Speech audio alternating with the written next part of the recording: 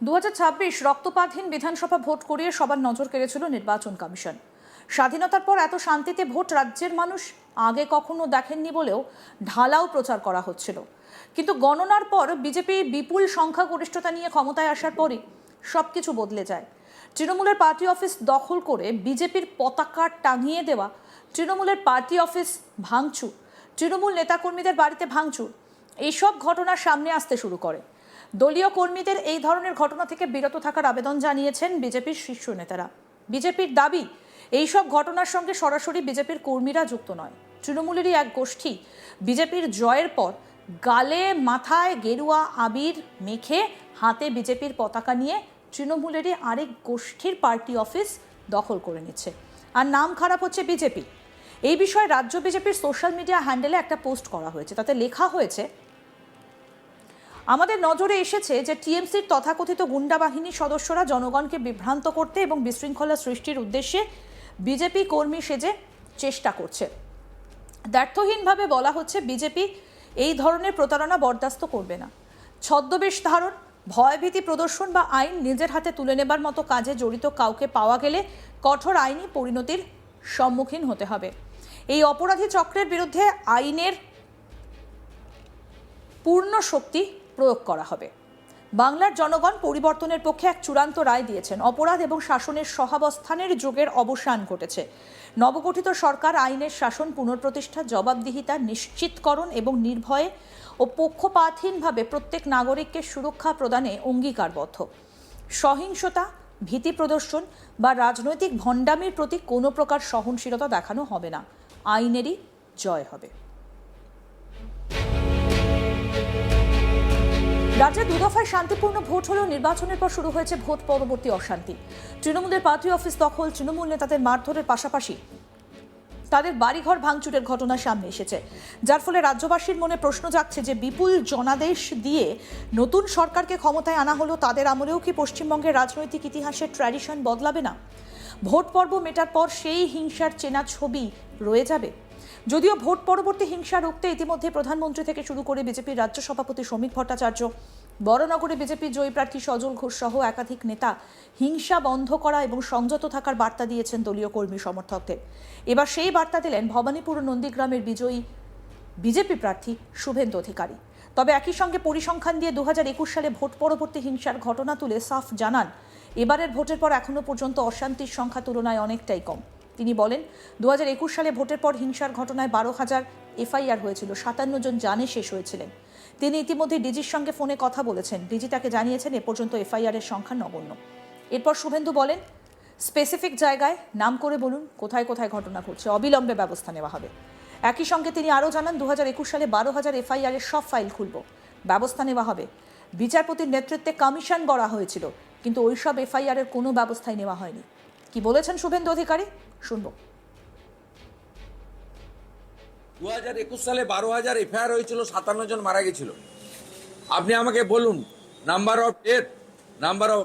আমি ডিজিপিকে ফোন করলাম, এই দুপুরবেলা ফোন করেছি ডিজিপিকে। আল্লাহ আপনার এফআইআর কত হয়েছে বলুন। বলবে ফিউ নাম্বার, 50টা এফআইআরই হয়নি। 12,000 এফআইআর হয়েছে, ভবানী ভবনে পড়ে আছে। রিটায়ার্ড জাস্টিস মঞ্জুলা চেল্লুরের নেতৃত্বে কমিশন করে দিয়েছিল, 100% এফআইআর কে এফআরটি করে দিয়েছেন। ওই ফাইলগুলো খোলাবো।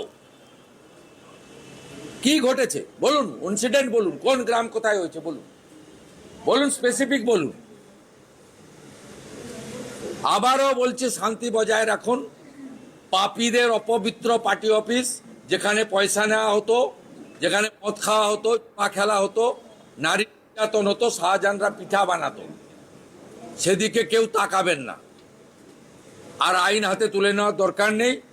ভারতীয় ন্যায় সংহিতা অনুযায়ী চোর, ডাকাত, অত্যাচারীদের আইন অনুযায়ী ব্যবস্থা হবে, দেখতে থাকুন।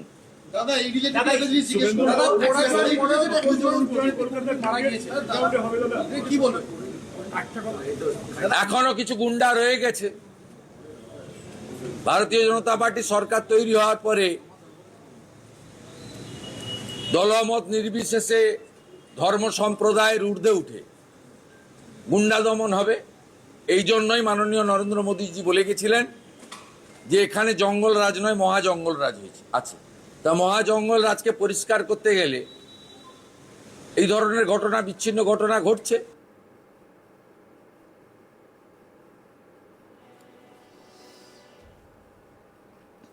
হিংসা রুখতে ইতিমধ্যেই রাজ্য প্রশাসনের শীর্ষ কর্তাদের কড়া বার্তা দিয়েছে দেশের নির্বাচন কমিশন।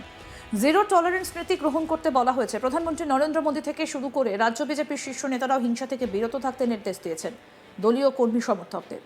রং না দেখে ব্যবস্থা নিয়ে পুলিশ প্রশাসনকে আবেদন জানিয়েছেন রাজ্য বিজেপির সভাপতি শ্রমিক ভট্টাচার্য। তার মধ্যে বরানগরের বিজেপি জয়ী প্রার্থী সজল ঘোষ বার্তা দিয়েছেন দলীয় কর্মীদের উদ্দেশ্যে। ভাইরাল ভিডিওতে সজল ঘোষ স্পষ্ট বলেছেন, কেউ কোনো পার্টি অফিস ভাঙচুর করবেন না। পার্টি অফিস ভাঙচুরের যন্ত্রণা আমি জানি। তিনি জানান, কেউ যদি পার্টি অফিস ভাঙচুর করে আমার থেকে খারাপ কেউ হবে না। সন্তোষ মিত্র স্কোয়ার এলাকায় একটা তৃণমূলের পার্টি অফিস ভাঙচুরের ঘটনায় এই মন্তব্য করেছেন সজল ঘোষ। দেখুন।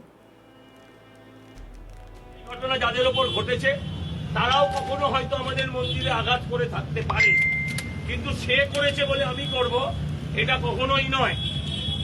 কেউ আমায় কামড়েছে বলে আমি তাকে কামড়াবো, এটা যুক্তিপূর্ণ নয়।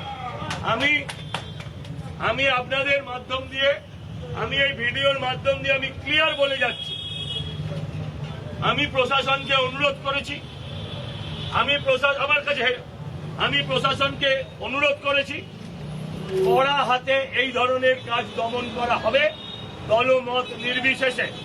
মানুষ ম্যান্ডেট দিয়েছে, মানুষের ম্যান্ডেটকে সম্মান দিতে হবে। পার্টি করার অধিকার প্রত্যেকের আছে, কিন্তু কারোর পার্টি অফিস আমরা ভাঙবো না। কারণ পার্টি অফিস ভাঙার জ্বালাটা আমি জানি, দরজা ভাঙার যন্ত্রণাটা আমি জানি, আমার কর্মীরাও জানে। আর কালকে দুপুর 12টার পর থেকে যারা বিজেপি হয়েছে তাদেরকে আমি সাবধান করেছি, এই ভিডিও দিয়ে তাদের আমি পরিষ্কারভাবে সাবধান করেছি, আমার থেকে খারাপ কেউ হবে না। আমরা এতগুলো ছেলে মেয়ে বাড়িতে বাড়িতে ঘুরে মানুষের কাছে হাত জোর করে ভোট চেয়ে নিচ্ছি, সেই ভোটে অসম্মান হতে দেব না। তাই কেউ যদি, এটা বেশিরভাগই তৃণমূলের গোষ্ঠীর লড়াই, এক গোষ্ঠী বেরিয়ে গিয়ে বিজেপির ঝান্ডা ধরে পার্টি অফিস ভাঙবে, এটা হতে দেব না। পরিষ্কার কথা, আমার দলের লোক যুক্ত থাকলেও তারা শাস্তি পাবে। অন্য গোষ্ঠীর লোকও যদি আজকে হঠাৎ সকাল থেকে বিজেপি হয়ে যায়, তাদেরকে বিজেপি বলে ধরা হবে না এবং তারা শাস্তি পাবে। এ বিষয়ে নির্দ্বিধায় আমি আপনাদের বলে গেলাম। এই পার্টি অফিসের ওপর কালকে কেউ বা কারা হামলা করেছে, তাতে আমাদের লোক যদি থাকে বা না থাকে, আমি তখন বিধায়ক অলরেডি, আমি হয়ে যাওয়ার পর এই ঘটনা হয়েছে, আমি হাত জোর করে ক্ষমা চেয়ে নিচ্ছি এবং কথা দিচ্ছি আমার শরীরে রক্ত থাকতে আমি পরবর্তী এই ঘটনা ঘটতে দেব না। সবার রাজনীতি করার অধিকার আছে এবং থাকবে।